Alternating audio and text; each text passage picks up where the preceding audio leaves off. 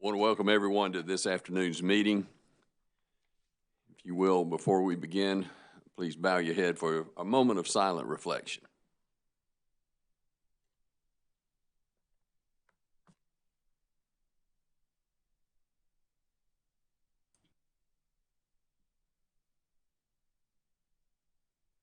Thank you.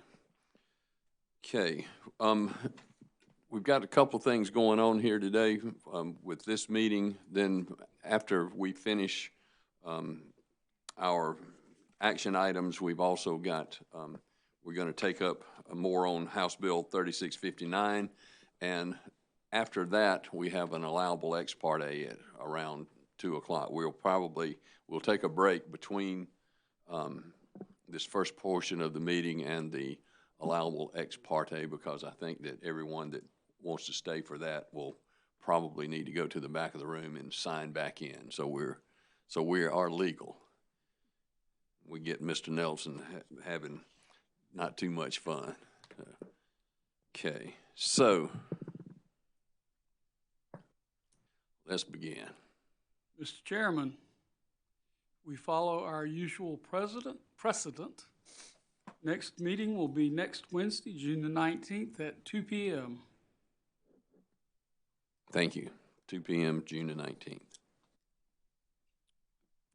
Mr. Chairman, moving into the utilities agenda, our first item is the First Amendment to an interconnection agreement between Bell South Telecommunications and Unity Fiber. Mr. Chairman. Commissioner Hamilton. Mr. Chairman, I would move we approve the First Amendment to the interconnection agreement between Bell South Telecommunications, LLC, doing business as AT&T South Carolina, and Unity Fiber, LLC. So moved, Mr. Chair. Thank you. Heard Commissioner Hamilton's motion. Are there questions or comments? Not all in favor, please say aye. Aye. All opposed, no. And the motion carries. Thank you. Mr. Chairman, if I may, on items Mr. 2 Belcher. and 3, I am recused from those due to potential conflicts from my previous employment with ORS. Okay, on 2 and 3, Commissioner Belcher is recused. Thank you. Chairman, item number 2 in docket number 2018-358 WS, we have a request for a night hearing in York County. Mr. Chairman. Commissioner Whitfield. Mr. Chairman, on behalf of the York County legislators who represent citizens in the Blue Granite Water Company Incorporated service territory, Senator Wes Clymer has requested that the Public Service Commission schedule a public night hearing in York County as soon as practicable to hear from York County customers on the rate increase requested by Blue Granite Water Company. However, Mr. Chairman, the merits hearing is currently scheduled less than a week from now. In order to provide those customers an opportunity to be heard prior to the merits hearing, I move to hold the merits hearing in abeyance and direct staff to schedule a night hearing as requested by the legislative delegation as soon as practical. So moved, Mr. Chairman. Thank you. You've heard Commissioner Whitfield's motion. Are there questions or comments? This came on behalf of the entire delegation, correct?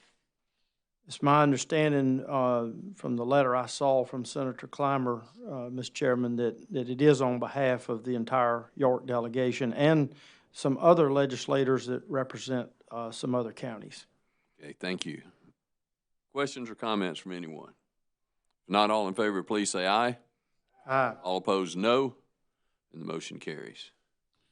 Chairman, item number 3 is the Stephen and Beverly Noller and Michael and Nancy Hallwig complaint against Offusky Island Utility Company. Mr. Chairman. Commissioner Irvin. As you may recall, we had the attorneys argue a jurisdictional threshold issue before the commission earlier this year as to whether or not the commission even had subject matter jurisdiction to hear this dispute where the parties are seeking a monetary award based on a contract issue. I'm going to move that we dismiss the case as the Public Service Commission does not have the statutory authority to grant monetary damages, which is a relief requested in the pleadings. And as a part of the motion, I'd like to add that the commission, of course, does have the authority to deal with service connection and termination issues, and therefore, as a part of the motion, the dismissal should not result in a disconnection of service to either of the complainant's residences during the pendency of this contractual dispute. So to the extent that it is within our jurisdictional authority, I move that we stay any disconnection of service for the residents in question while these contractual disputes are pending. And so moved. Thank you. You've heard Commissioner Irvin's motion. Are there questions or comments? Not all in favor, please say aye. Aye. All opposed, no. The motion carries. Thank you. Mr. Chairman and Commissioners, in item number 4 in docket number 2019 4G, we have a request for admission pro hoc vici.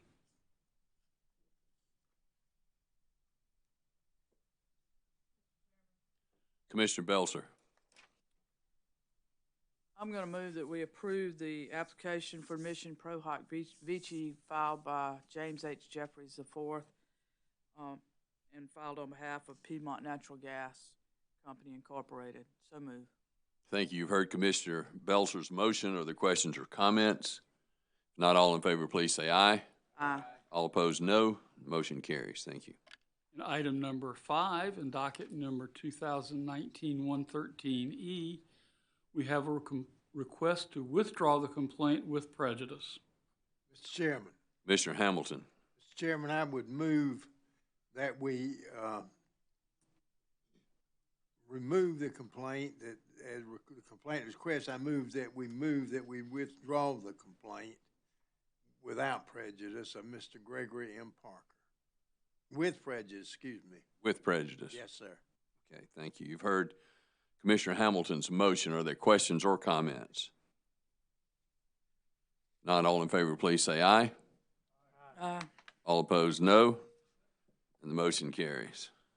Mr. Chairman, in docket number 2018-379E, we have a motion to dismiss. Mr. Chairman. Commissioner Irvin. Mr. Enrique McMillan Jr. filed his complaint December 3, 2018. Duke Energy Carolinas has moved to dismiss the complaint by motion on January 10, 2019. The Commission's duly appointed hearing examiner held deadlines or set deadlines for filing testimony pending the decision of the Commission on Duke's motion.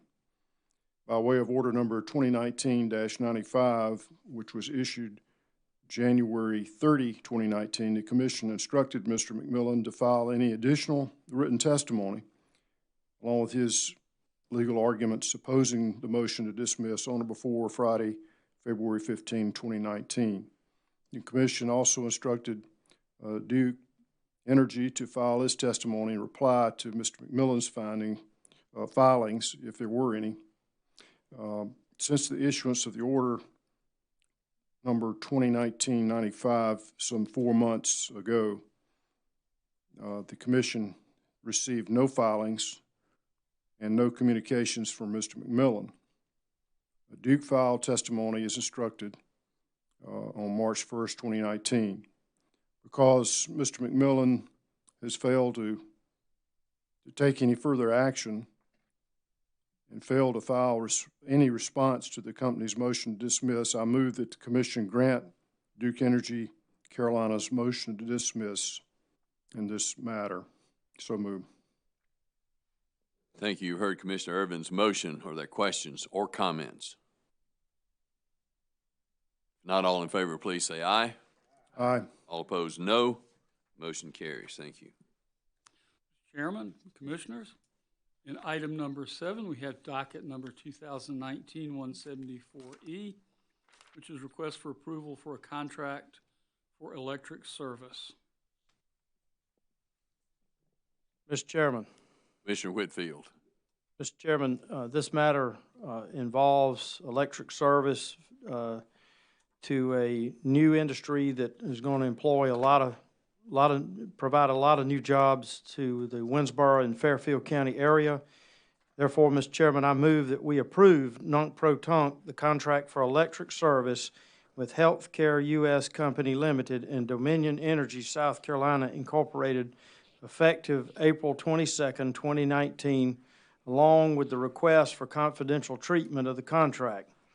Company represents that the commercial sensitivity and proprietary nature of certain provisions of this contract, as well as the highly competitive nature of the industry in which Healthcare U.S.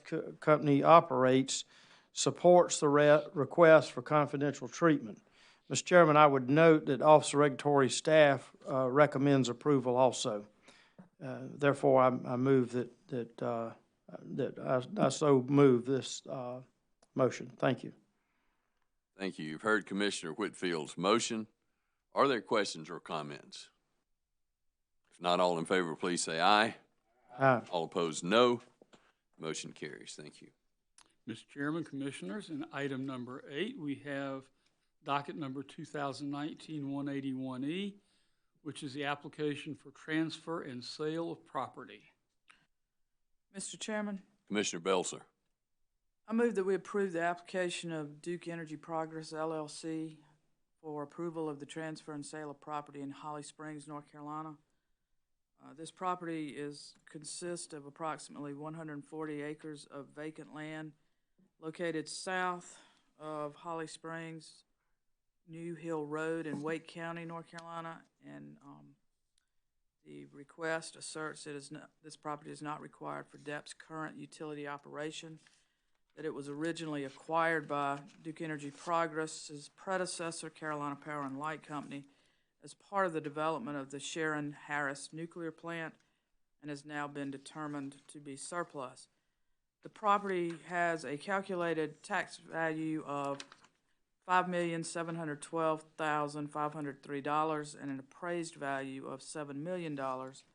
Duke Energy Progress has entered into a contract with ABC Ventures, LLC, to sell the property for $7 million.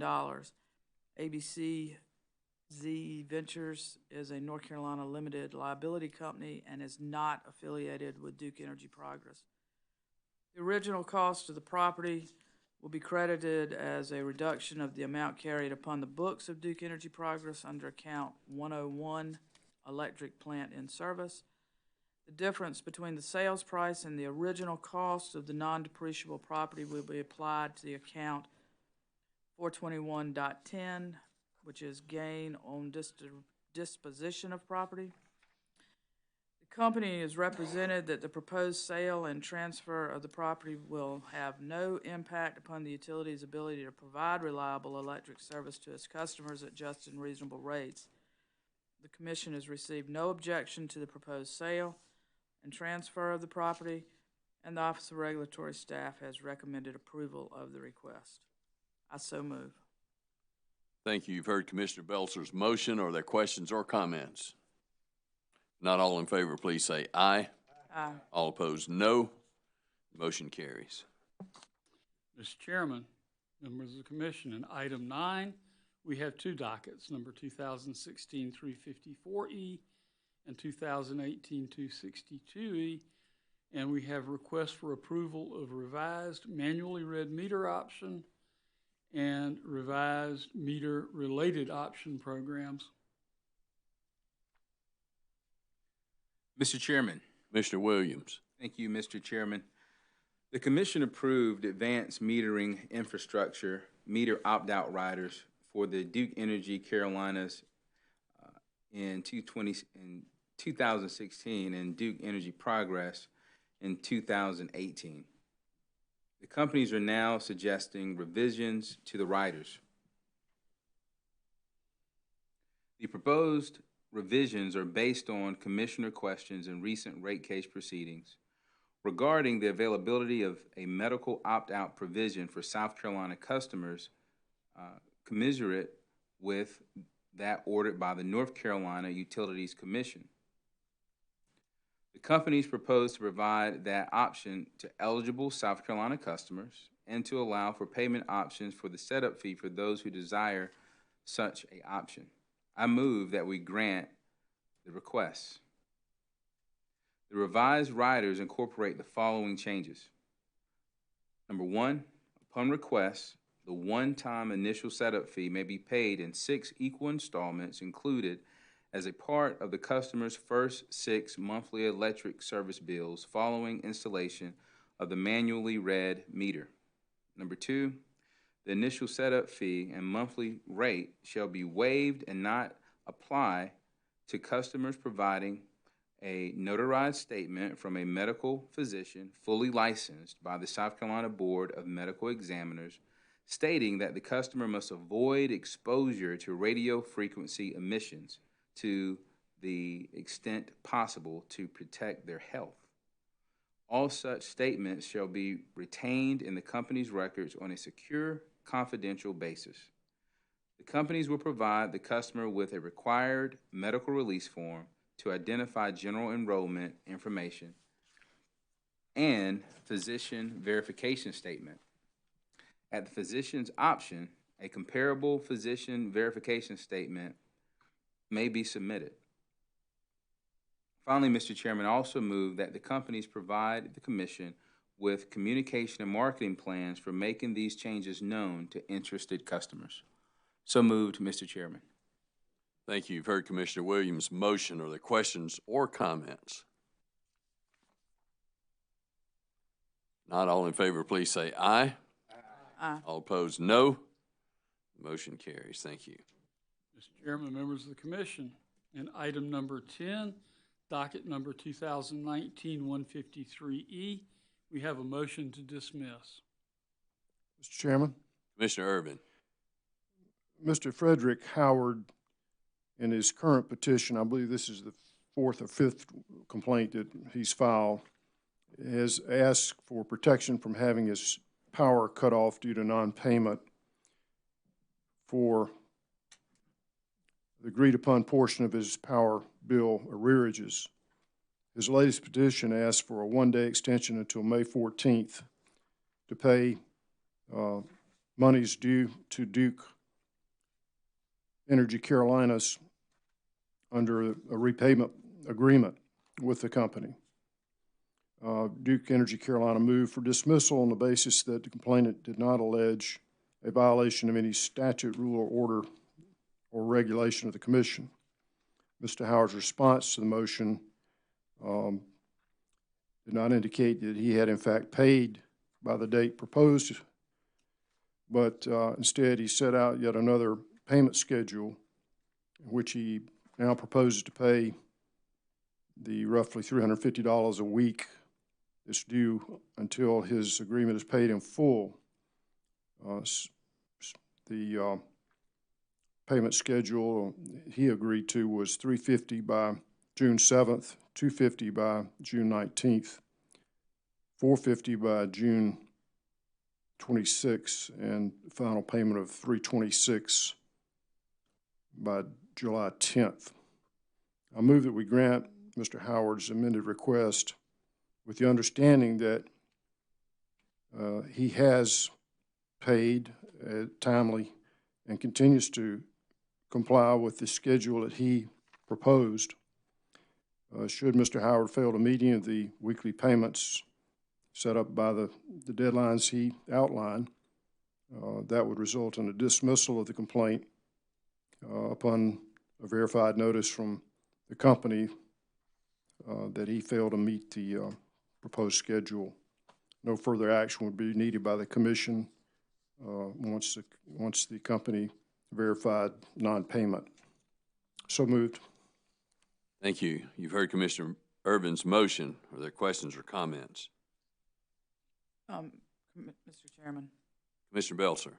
Commissioner Irvin, I just want to clarify that should a a payment be missed, the company would still be required to provide notice as required by the Commission's rules and regulations. That's before correct. We'll this put that in a formal written order to be filed and served on the parties. Thank you, Mr. Chairman. Thank you. Any other questions or comments? Not all in favor, please say aye. Aye. All opposed, no. Motion carries. Thank you. Mr. Chairman and Commissioners, in item number 11, we have docket number 2019-3E. We have a petition to intervene. Mr. Chairman, Commissioner Howard. Chairman, I move we grant the petition to intervene of the South Carolina Energy Users Committee. So moved, Mr. Chairman. Thank you. You've heard Commissioner Howard's motion. Are there questions or comments? Not all in favor, please say aye.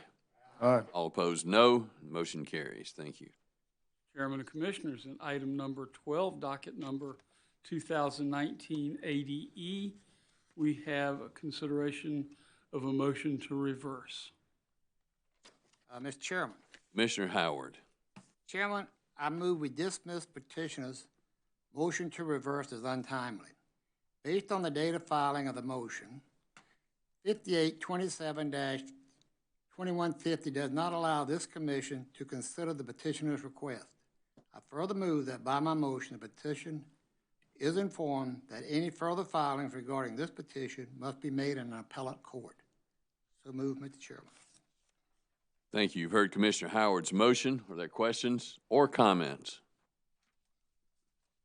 Not all in favor, please say aye. Aye. All opposed, no. And the motion carries. Thank you.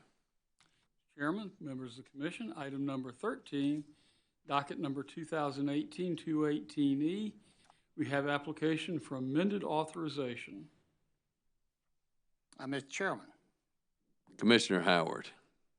Chairman, on May the 31st, 2019, Duke Energy Carolinas filed an application with this commission requesting an amendment to allow the company to use leasing instruments to fund additional projects.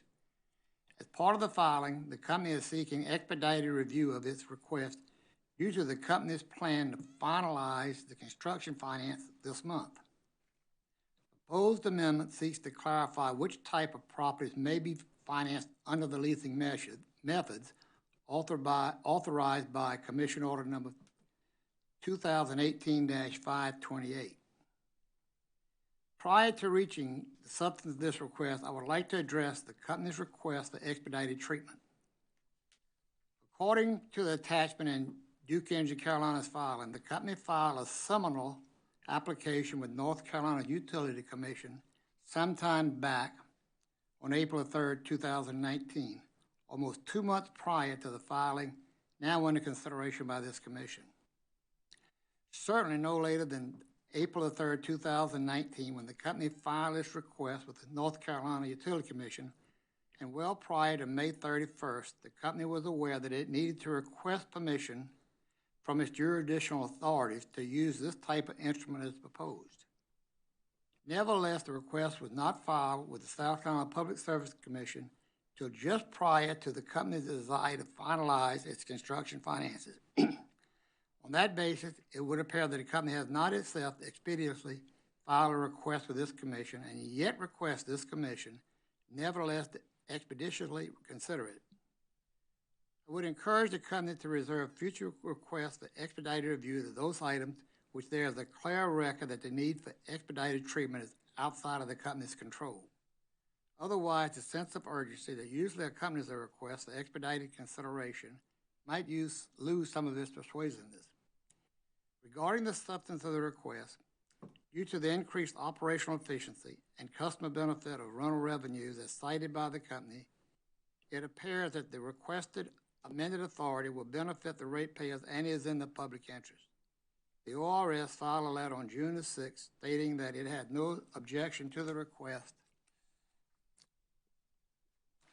and recommend approval of the request of the requested amended authorization. I move that we approve that request. So moved, Mr. Chairman. Thank you. You've heard Commissioner Howard's motion. Questions or comments? Mr. Chairman, Commissioner Belser. I would reiterate that portion of Commissioner Howard's motion that expresses concern over the delay in filing in North Carolina for requested authority and the time that it took to file in South Carolina. This is one case, but I'm just having been in this arena for a number of years, there are instances where certain utilities have filed in North Carolina and then kind of just file with us or file with this commission to say, well, you have to do it too because North Carolina did it. And I for one would appreciate receiving these kind of filings as early as possible. Thank you. Thank you. We have had a previous conversation about this, so I think that should be noted. Any other questions or comments? If not all in favor, please say aye. Aye. All opposed, no. Motion carries. Thank you. Mr. Chairman, members of the commission, I'd like to suggest that we hold item number 14 until the conclusion of the transportation agenda. Thank you, Mr. Pratt. That's what we will do. Okay, moving into transportation, item numbers 1 through 12 are new applications. Item number 1 is docket number 2019-178T, Loyalty Transport LLC. Item number 2 is docket number 2019-183T, and that's Joe Louis Henson Jr., DBA First Impressions. Item number 3 is docket number 2019-188T, that's Smooth Transportation LLC. Item number 4 is docket number 2019-192T, Tommy's Transportation LLC. Item number 5, docket number 2019-193T, Lean On Me Consulting LLC. Item number 6 is docket number 2019-198T, Hilton Head Limousine Company Incorporated, DBA Hilton Head Paratransit NEMT. Item number 7 is docket number 2019-199T, the application of BNT Transportation Services LLC. Item number 8 is docket number 2019-201T, Palmetto Oaks Adult Day Health Center LLC. Item number 9 is docket number 2019-202T, the application of East Coast Electronics LLC, DBA ECE Transportation. Item number 10 is docket number 2019-203T, and that's C&J Express Transport LLC. Item number 11 is docket number 2019-205T, and that's Connie McBride for a Class C. Item number 12 is docket number 2019-206T, and that's Ulysses McNeil Jr., DBA A&J Transportation. And these items might be taken together. Commissioner Hamilton. Make sure you got your microphone on there, Commissioner. They can't pick you up worldwide on live stream. Got all 4 of them. Mr. Pratt, I would move that we approve Mr. Chairman, I would move that we approve the new applications as identified in items 1 through 12 identified by Mr. Pratt. So move, Mr. Chairman. Thank you. You've heard Commissioner Hamilton's motion. The questions or comments? Not all in favor, please say aye. All opposed, no. The motion carries. Thank you. Commissioner Hamilton, thank you for the promotion, albeit very brief. Item number 13, we have a request for an extension in docket number 2019-99T. Mr. Chairman, Commissioner Williams. I move that we grant the request of Safe Riders LLC for an extension of time until August 16th, 2019 to comply with commission rules and regulations. So moved, Mr. Chairman. Thank you. You've heard Commissioner Williams' motion. Are there questions or comments? Not all in favor, please say aye. Aye. All opposed, no. The motion carries. Mr. Chairman, other commissioners, in item number 14, docket number 2011-84T, we have a request to amend. Mr. Chairman, Commissioner Belser. I move that we grant the request of Executive Cab LLC to amend its Class C taxi certificate number 8408-A to read Executive Cab LLC, DBA Taxi Expert. So move. Thank you. You've heard Commissioner Belcher's motion. Are there questions or comments? Not all in favor, please say aye. Aye. All opposed, no. Motion carries. Thank you. Chairman, Commissioners, item number 15, we have docket number 2019-125T, request for approval to amend tariff. Mr. Chairman. Commissioner Whitfield. Mr. Chairman, I move that we grant the request of Tiger Moving LLC to amend its tariff. So move. Thank you. You've heard Commissioner Whitfield's motion. Questions or comments? Not all in favor, please say aye. Aye. All opposed, no. The motion carries. Chairman, other Commissioners, item number 16, we have docket number 2017-120T, and that's a request for reinstatement. Mr. Chairman. Commissioner Williams. Mr. Chairman, I move that we grant the request of Allied Transport LLC for reinstatement of Class C non-emergency certificate number 9243, subject to compliance with all applicable Commission rules and regulations. So moved, Mr. Chairman. Thank you. You've heard Commissioner Williams' motion. Are there questions or comments? If not all in favor, please say aye. Aye. All opposed, no. Motion carries. Thank you. Mr. Chairman and Commissioners, in item number 17, we have two dockets. One is number 2012-345T. The other is 2012-375T, and this is a request to cancel the certificate.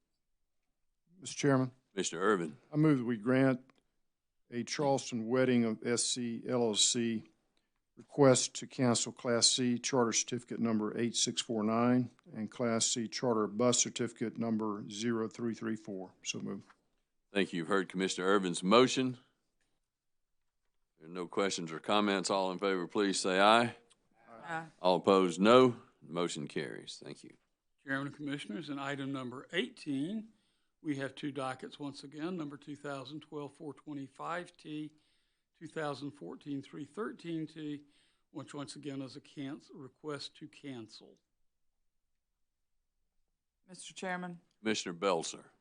I move that we grant the request of There You Go LLC to cancel Class C non-emergency certificate number 8697-A and Class C stretcher van certificate number 8935.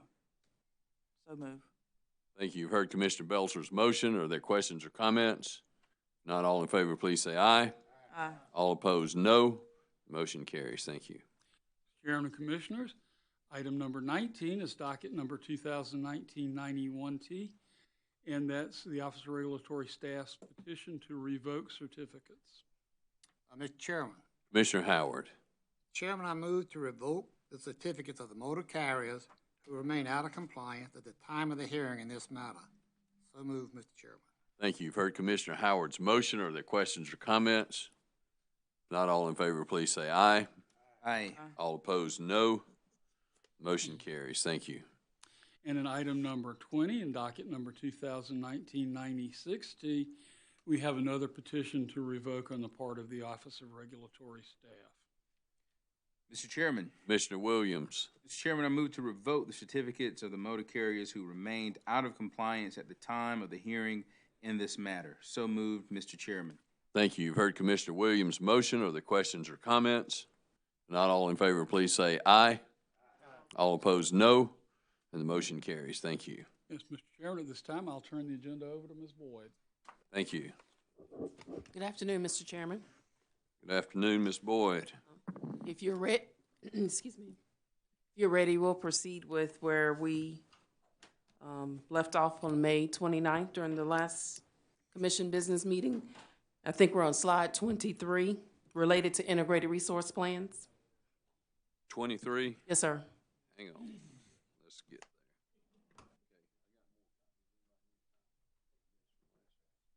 there. Joe.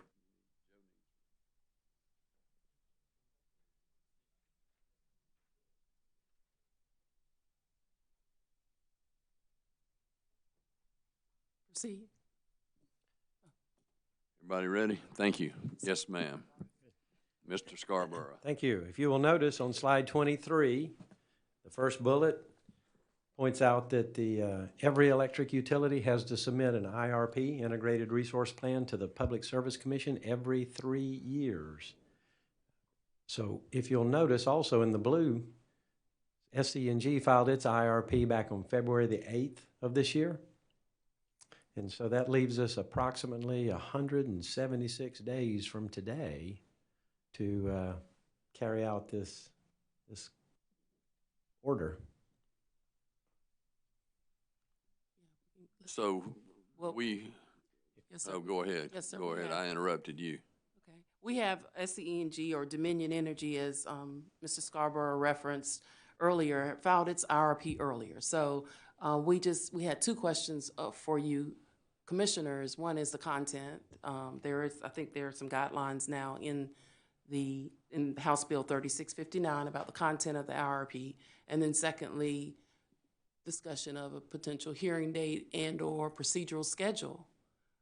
Because House Bill 3659 requires, excuse me, not later than 300 days after an electrical utility files an IRP, the commission has to issue a final order approving, modifying, or denying the plan. And there's some other procedural processes in the intervening years that we'll have on some succeeding slides. However, we felt that potentially in our minds, you might want to address the issue of an IRP that was filed earlier this year. And we have to allow time for whatever hearing we have for study and to approve or disapprove, right? Yes, sir, you Or need to. modify. And if you notice, it allows for intervention and discovery in the two bullets below, the sub-bullets below. So the hearing has to follow it as its normal process for intervention for those parties who might want to intervene and then discovery if necessary. As of now, have any parties intervened? Sir, because I'm looking at the docket, Judge Irvin. It appears as if the South Carolina Solar Business Alliance intervened earlier this year in addition to the Southern Alliance for Clean Energy, South Carolina Coastal Conservation League too, I think. So there are some interveners in the docket. When does the deadline pass for intervention?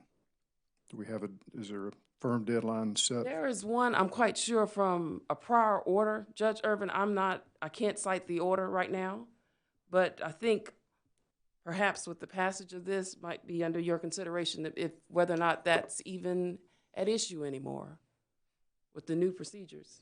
So what we need to do is start the proceeding to have a hearing. Well, what we would typically do when there's a hearing involved, of course, as you know, Mr. Chairman, we would issue a notice of filing where we would have a deadline for parties to intervene. If it's a notice of filing, it would just include basically a summary of the petition and a time period for interested persons to intervene. Now, with this, though, I think you might consider instructing staff to not only include a new intervention date, but also a hearing date. Yes, and I think given the short time frame that we have to work in, and that we've already had some folks intervening, that we would not have as long an intervention time. Is that possible, or is it would seem that the public has had notice of the intervention period prior to, so yes, sir, I think you should consider the length of time, considering the fact that others have already intervened. Okay. Mr. Chairman, would Yes, sir, Commissioner it be Hamilton. wise if the docket has already been set and posted on the website? Yes, sir. We've been opening the RRP dockets at least the last 2 years because we know those filings are coming. So we automatically open RRP dockets at the beginning of every year like we would a fuel case, each electric utility company's fuel case. Wouldn't it be best then for the staff to check the calendar, to study the calendar and see when the best time to put these dates into an effective motion as to the act requires? Okay, so are you saying, Commissioner Hamilton, look at the calendar, use the existing docket number. Don't create a new docket number. So use the existing docket number, and return with proposed hearing date. Would you like for us also to look at a final intervention date? Yes, I think all the dates that are necessary to get to the hearing that we would need to advertise that. Mr. Chair.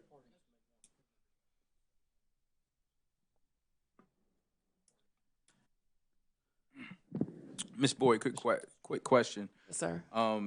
Is it possible that the utility may want to resubmit an IRP considering passage of this new legislation? That's a great point. And that's considering what Commissioner Williams just said.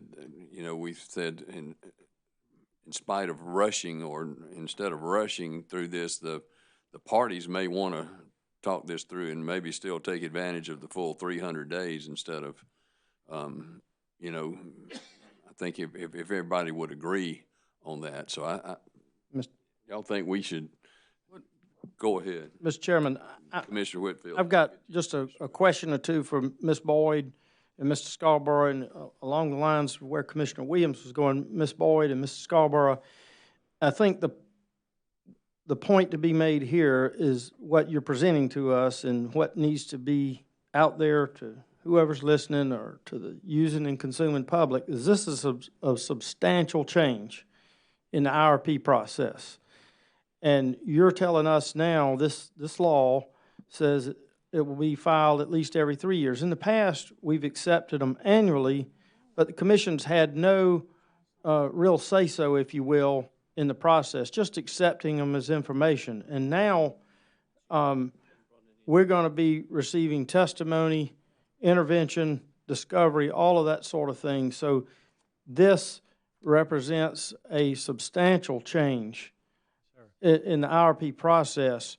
And my understanding is this new law, and my question to you is, this new law will give South Carolina, the South Carolina Commission, the same teeth, if you will, that other state commissions have in the IRP process.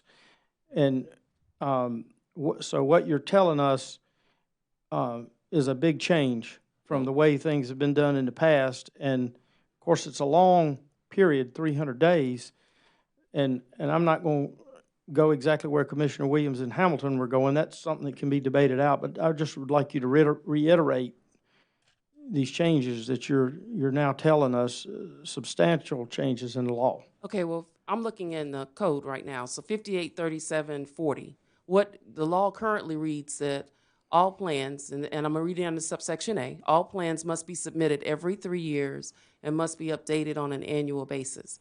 So that has existed. That's been in existence. Now, as it relates to the content, which we have in that slide, Commissioner Whitfield, under the new subsection B1, Right.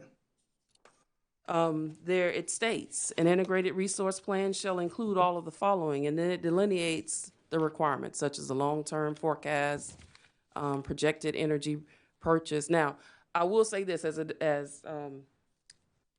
I don't want to discount the fact that the commission might have, in some order years ago, have stated what's supposed to be in an IRP.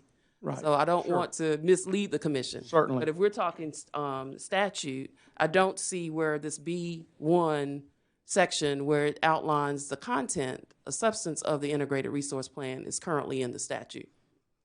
Correct. And what you're saying is, while this would be a formal proceeding or formal filing every 3 years, the annual updates will still be required. Is that correct? Oh, yes, and there's a process for that too. The utility files, let's go to the next slide and talk about that. Well, I think we got a couple more questions. Okay, before but that. we talk about Yeah. the intervening years on the next slide. Okay, we go ahead. Go ahead to that. One more point, what Commissioner Whitfield was talking about, one of the, I guess, modifications is, if you notice in the last bullet, the commission shall issue a final order approving, modifying, or denying the file, the plan that's been filed by the utility. So, Correct. And that's not been the case in the past. right, so you do have, as you say, you've got a little more teeth now, so you will actually issue a ruling, either to approve, modify, or deny that IRP. Yes, sir. So on the next slide, these are basically the standards that the Act 36, House Bill 3659 establishes for the commission when it comes to approving an IRP. And it basically says, as you see here, you judge whether this IRP represents the most reasonable and prudent means of meeting that electric utility's energy and capacity needs. And as Ms. Boyd pointed out, the electrical utility shall submit annual updates. So I guess one of the points we need to talk about is, do you want to continue those annual updates? Do you want to require annual updates? Yeah, I think they're, I think the yes. law requires that. Yes, sir, right? it does require it, and that's a good point, though. I think what Mr. Scarborough was also saying is that, in addition to the process here, will there be some other processes that you might want to add to what's already in the statute? I think there's a period for ORS to review and report, Mr. Chairman, so, if the commission wants to elaborate or add some additional processes, that's what we wanted to ask you about. But if you don't mind, Mr. Chairman and Commissioners, go back to that other slide, because I think you've brought up some great points. As I mentioned to you, we have reserved dockets for our 4 electric utility companies in this state, and each has its own docket number every year for RRPs. Do you want to start over as it relates to Dominions? I think that Commissioner Williams or someone made that point, first of all. Or do you want to continue with docket number 2019-9-E? That's what was formerly SCE&G's RRP docket. To give them an opportunity to file a new RRP, give them a deadline to do that, and then also have a procedural schedule so you can proceed to the hearing. And you also brought up another great point. Can we start over? I think we can start over, Okay. and here's why. Typically, when you amend a statute, the amendments are prospective, not retroactive. And the effective date of the act, when was it ratified? May 16th. The governor signed it May 16th, All right. so that's the effective date. All right, so this filing by what was formerly SCE&G was February 8th. So it was before the effective date of the act. Yes, sir. So I think we could reasonably take the position that we have to begin anew, start with the new law that's in effect as of the effective date. So we reopen the process, and the docket should no longer read SCE&G. Yes, sir. That one should be removed, and now we should read Dominion, which is a successor. And then we can set deadlines under the new statute. Yes, sir. So as to meet the requirements of the act. And what I would suggest that you do is immediately notify SCE&G that, as they know, and we all know, the law's changed, and they have they're going to be required to file a new integrated resources plan. We're talking about Dominion. Going to have to be required to file a new plan that meets the requirements of the new law, the new act. And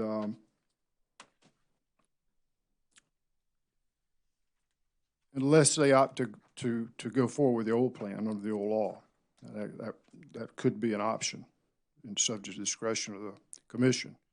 But we don't move them out to add the 300 days. We cut ourselves down to 170 days. So I think that's one of the questions. Yeah, I reckon. I recognize that, but I don't know how you get around the fact that the February filing would have been subject to the old law. Right. Commissioner Belser. And the February filing was their 3-year IRP. It's not the update, the annual update. Is that correct? I think it's I'm checking out Commissioner Belser. This is what I mean. I think this law is certainly bringing some new requirements and could involve some new thought processes by the utilities, and certainly it seems to me that the utilities should have the opportunity to evaluate this law and incorporate what they may need to in their IRP filings. And I do agree with Commissioner Urban. The old filing was under the old law. And I'm a bit concerned about trying to bootstrap that without asking the utility to update, and they may choose not to change anything. They may choose to refile as it is, but I think that they should certainly have the opportunity that there could be some changes in their filing given the new law. Do you know when are the dates for Duke Energy Carolinas and Duke Energy Progress? What are we looking at? You would ask me that. I do not know off the top of my head. I'm glad I'm she asked sorry. you. I was getting ready to ask that. I mean, are we on the same 3-year time period? Did they each file in 2019? They're for the. Do we know that, or is one in 2019 and another one in 20? That I don't know. Okay. I don't know. The last I checked, Lockheed's is different. Yeah. Okay. Lockhart. Lockheed. Yeah, Lockheed is real different. I thought we might have picked up something new that I didn't know about. Sorry. Ms. Boyd, quick question for you. So considering that the law reads that the electric utility must submit its IRP to the PSC at least every 3 years, does that prevent the Public Service Commission from requesting it immediately? Or requesting it this year from each of the 4 utilities? Is it the utility's choice, or is it the Public Service Commission's, or is it at the Public Service Commission's discretion to say, okay, we have a new law, and we are requesting your IRP based on this new law? I think, in my opinion, I think that it's within your discretion to start the process over and say 2019 will be the first of the beginning, the 3-year cycle. Commissioner Williams, in my opinion. I think that'll be the best approach, just for consistency, Right. Clarity, and to give everyone opportunity on both sides to prepare for this new process. Right. I don't think it's that complicated to get that going. Right, and the last I checked, I think this will provide sufficient notice to the other entities, utilities, of your intent as it relates to them. I would also, I agree with Commissioner Williams, and it also allows potential interveners. Right. Because just because interveners filed in this previous docket regarding the SCE&G, now Dominion IRP, the playing field's changed somewhat with this new law. And so there may be other interested parties that want to intervene.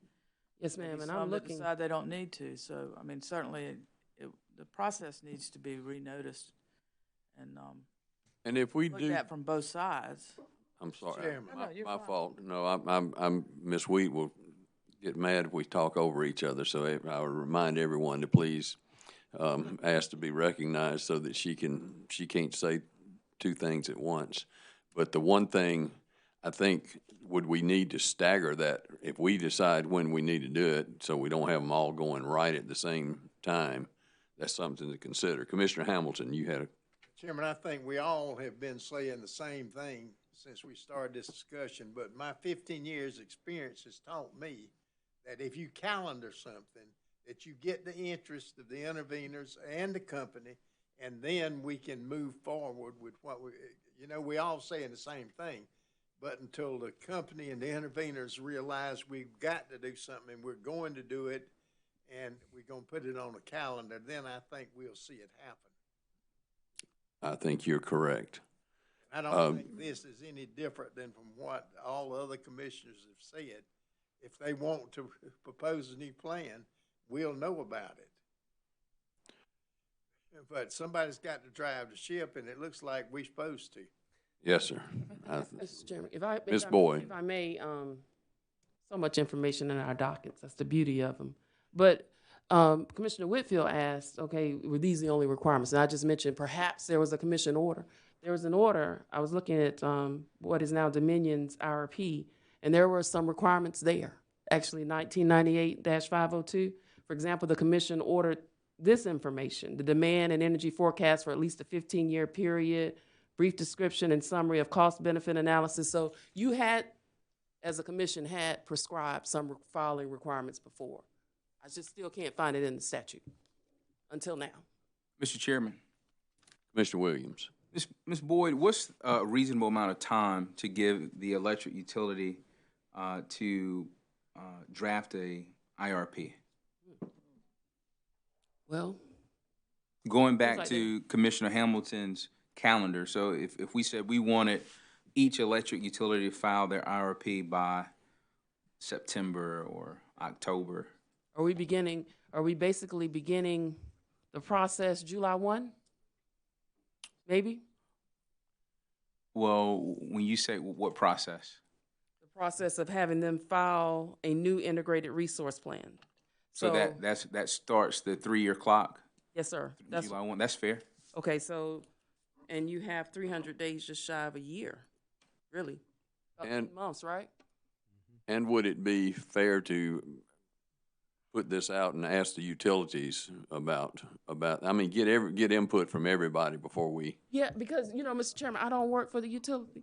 So, I here's my understand that. point, though. Here's my point. I was gonna say to Commissioner Williams, well, they probably have a baseline, but there are some new requirements, and I don't know which of their experts, or if they're gonna need to call in some extra experts to, be compliant with the new law. I like the idea of let's just give them a short period of time. This was signed May 16th. Everybody's been on notice since the governor signed it.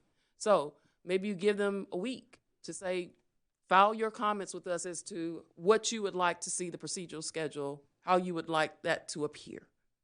I would think everybody's been studying this if you're in the industry. So Sure. maybe just by next Tuesday, provide the commissioners with a proposed schedule. Mr. Chairman, Commissioner Whitfield. one more question, Ms. Boyd, to keep from assuming anything. It's clear this law says that each electrical utility must file an IRP at least every 3 years. Right. And I'm sure it's probably in the law somewhere but just based on what you have on the slides and what we're looking at, are we talking about a 10-year IRP, 15-year IRP, 20? What does the law say, or does it address? Well, your last order said, well, that was the demand and energy forecast for 15 years. If it's not in the I'm going law- to assume it's 15, but I don't want to assume anything. Not. There are about a dozen elements that are required in the content of the plan in the act itself. It just says a long-term forecast of the utility sales and peak demand under various scenarios. They mention in here a summary of, let's see, the type of generation technology proposed. They even mention It doesn't say whether it's a 10 or 15-year IRP. I have not seen that. I have not found it yet. I don't remember seeing a specific time frame. But talk about renewable energy resources as well. So, Commissioner Howard. I was under the impression, following up on Commissioner Whitfield, that the current IRPs were 15 years in the future, and then they were upgraded annually, or in this case, 3 years. Isn't the current forecast, the outlook, 15 years? It looks like that's what's in the order number 1998-502. And consequently, there is an IRP floating around for each electric utility out there. So what we're asking them to do is upgrade it to comply with the new laws and regulations. Yes, sir. And yes, sir, Commissioner Howard. I think the other point they were making, though, is if you don't allow them to perhaps file a new IRP and basically start the process over, that you shorten the time period that the commission has to make a decision. Does that make sense? Yes.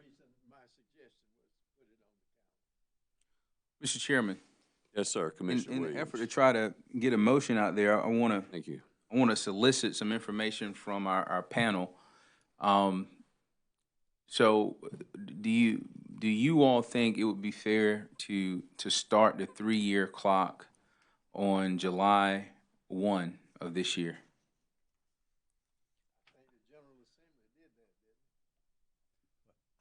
I like your idea of saying what Ms. Boyd said too, go out to the companies and say, okay, you've got a week to give us comments and proposed schedules, and then maybe the staff could come back and make a recommendation to the commission about what we think might work for the companies and for your schedule as well, given all the other work that you have to do.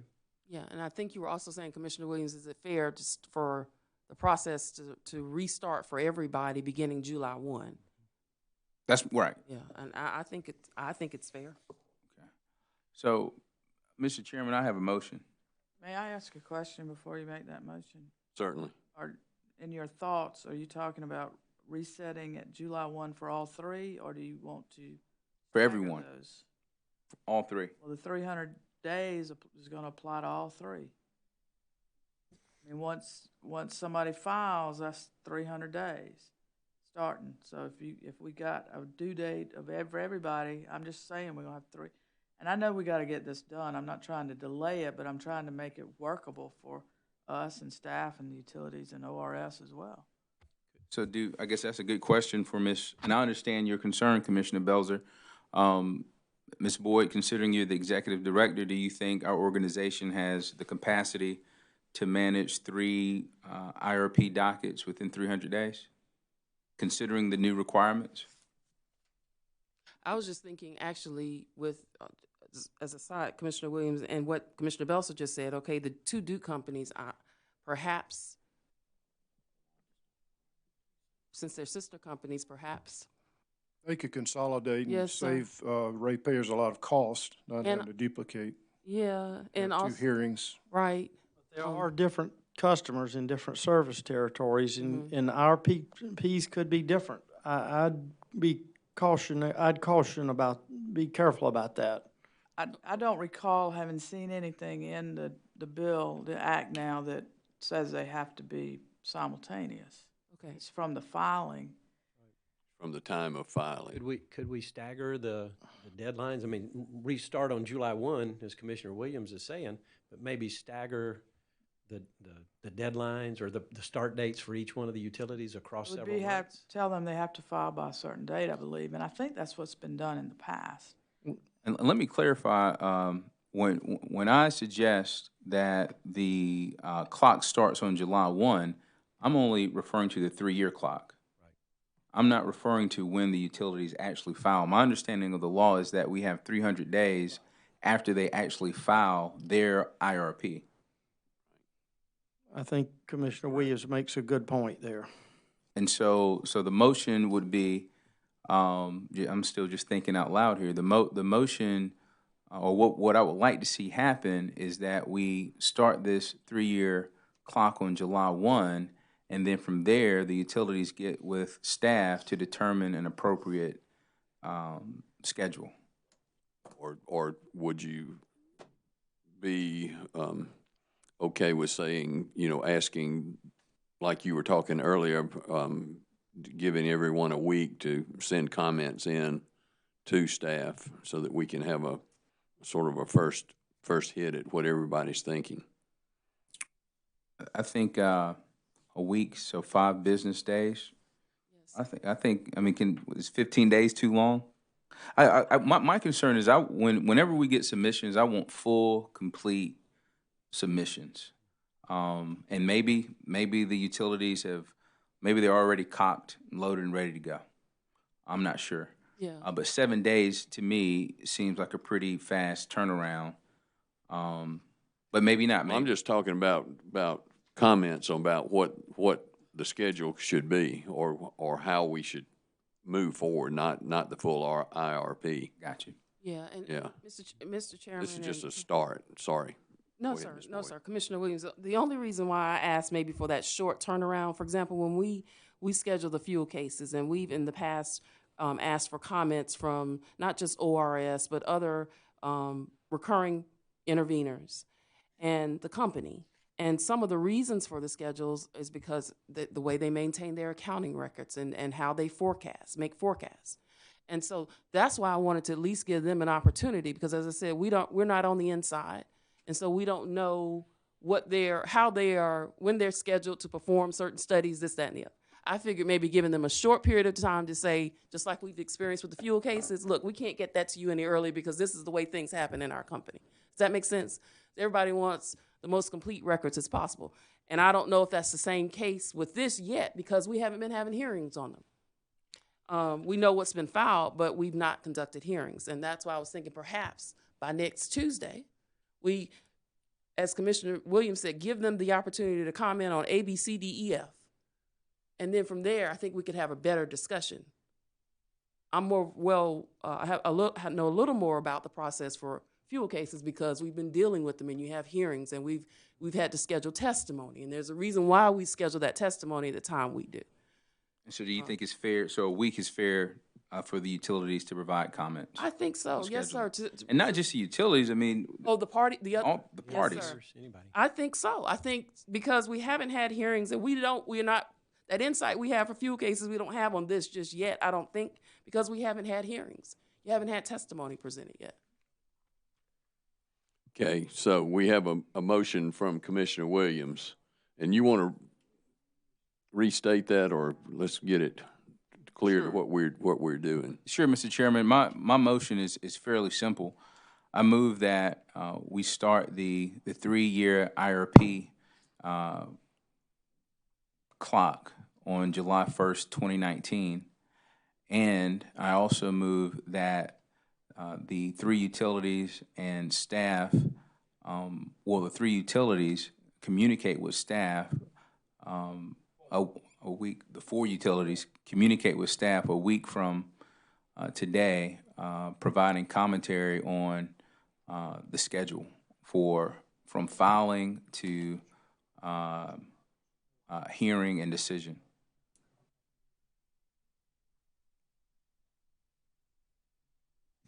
Mr. Chairman, I ask Commissioner Williams just to consider one other issue, the intervention issue also. Yes, ma'am.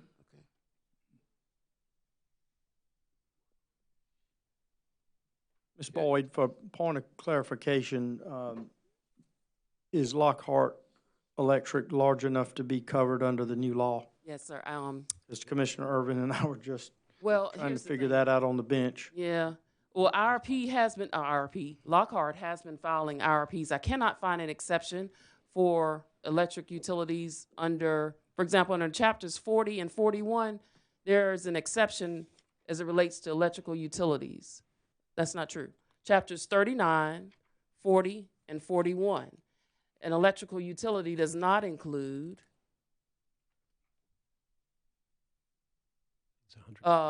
serving less than 100,000 customer accounts.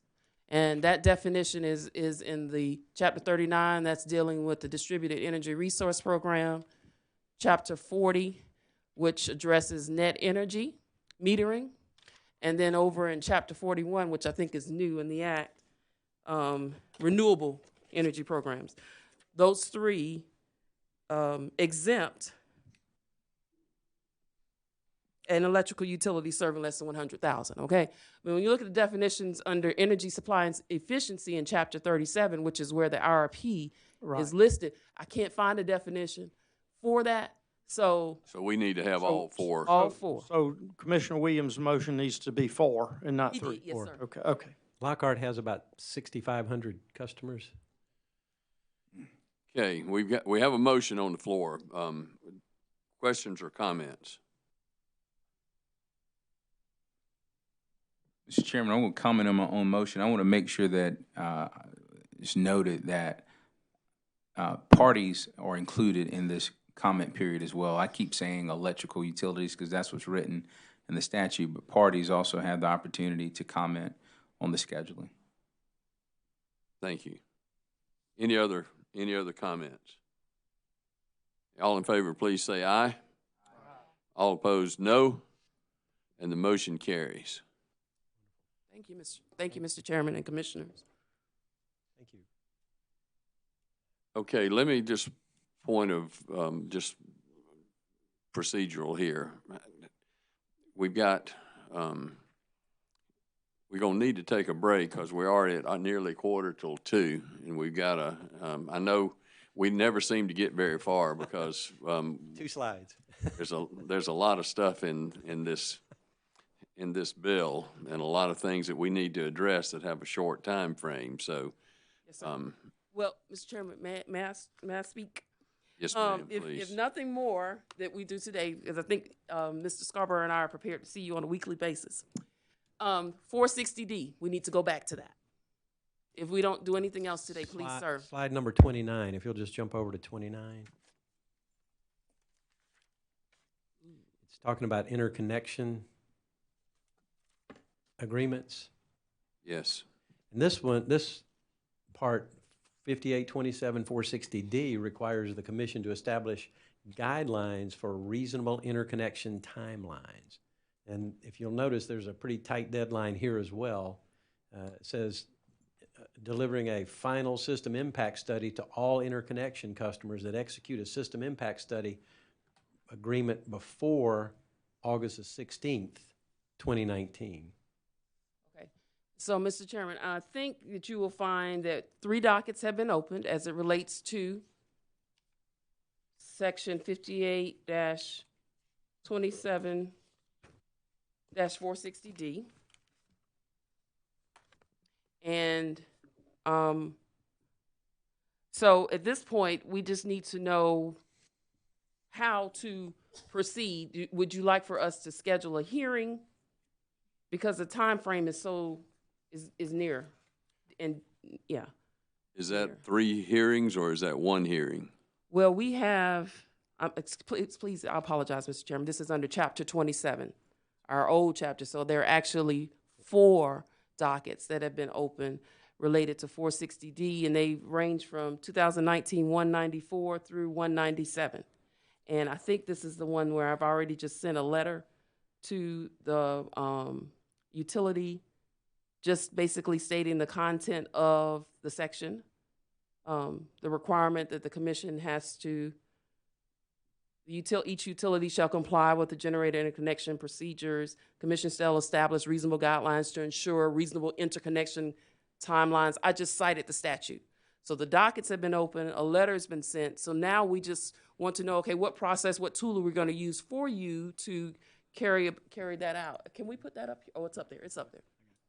Thank you for the commission to establish reasonable guidelines to ensure reasonable timelines and time requirements. What, may I ask respectfully, what's next? Did you, in your letter that you sent out, did you request a response from the? No, sir. I just put them on. I think Commissioner Belser's motion just said notify them. Notify them? Yes, sir. Okay. Put them on notice.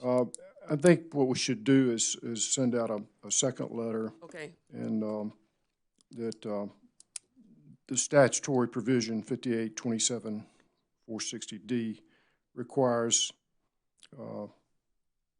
that prior to August 16, 2019, that we have to come up with a reasonable guidelines for interconnection timelines and give the parties 30 days to submit their proposals as to what they think reasonable guidelines should be. This, not just the utilities, but the ORS. Yes, sir. And any other interested parties that wish to intervene. And then we'll set it for a hearing and to adopt some guidelines. Yes, sir. So, Judge Irvin, do you mind if I ask? So just send the letter stating what you just said. Right. Do you want me to simultaneously, because we're in June. Right. And we have to give 30 days notice. Correct.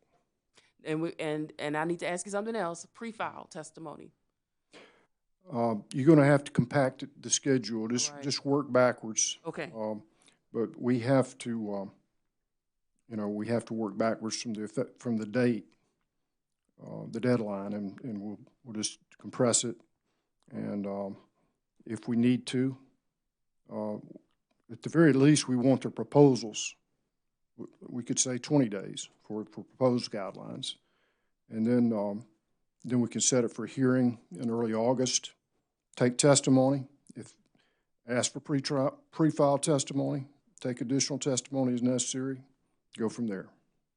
That puts us in compliance with the act. So they're basically going to file 2 things, their proposals and the pre-file testimony. Correct. All right. And is that in the form of a motion? Yes, it is. Okay. Commissioner Williams, make sure your mic's on. Thank you. I want to make sure I understand this deadline. So the deadline is not August 16th. It's August 15th, right? It is. Yes, sir. Okay. It is August 15th, 3 months prior to the 3 months. That is correct. Right. So we need to have the guidelines established by August 15th. 15th. That is correct. So I would, we're going to have a hearing obviously in early August. I don't have the calendar in front of me, but you pick a date in early August and work backwards. Yes, sir. And we'll get some guidelines. We'll have a chance to adopt some guidelines before the deadline. Okay, we have a motion. Any other questions or comments about this proposed schedule and Commissioner Urban's motion? And again, in the meantime, the staff can do some research. Other jurisdictions have already dealt with this issue, and I would look to other jurisdictions to get some guidance of our own, so that we can begin to, we'll have a plan, a recommendation in place from staff. Okay. I believe your motion included ORS, right? Correct. And any other interested parties that wish to intervene on the document. Any other comments from anyone? If not, all in favor, please say aye. Aye. All opposed, no. The motion carries. Thank you, Mr. Chairman. We'll see you again next week. Thank you, Ms. Boyd and Mr. Scarborough. Okay, this, I think this concludes our business meeting. We will be having an allowable ex parte after this, beginning at around 2. I think there's some, we've got to make sure with that we have everybody according to guidelines, that we have forms that everyone has to sign that attends the allowable ex parte. So if you have not already received that form in the back of the room, we're going to probably have to ask everybody to proceed that way. We all have to sign it, even me. So with the business meeting, we are adjourned. Thank you.